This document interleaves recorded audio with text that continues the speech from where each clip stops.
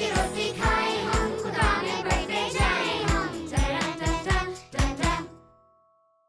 Hello दोस्तों, आज हम इमसाल 14 बाब और उसकी 5वीं आयत को मिलकर सीखेंगे।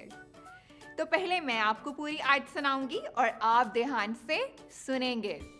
फिर एक लाइन मैं बोलूंगी और आप उसको दोहराएंगे और आखिर में हम मिलकर पूरी आयत को बोलेंगे। तो क्या आप तैयार हैं?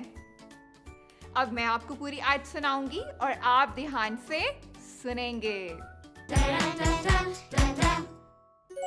दयानतदार गवाह झूठ नहीं बोलता, लेकिन झूठा गवाह झूठी बातें बयान करता है। इमसाल 14 बाब 5वीं आयत। अब एक लाइन मैं बोलूंगी और आप उसको दोहराएंगे।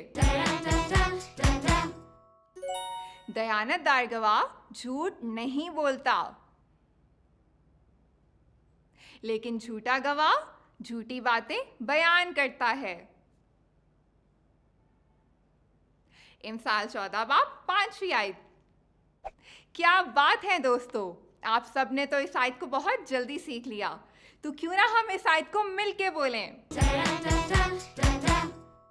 दयानतदार गवाह झूठ नहीं बोलता, लेकिन झूठा गवाह झूठी बातें बयान करता है। इमसाल 14 बाब 5वीं आयत। जबरदस्त!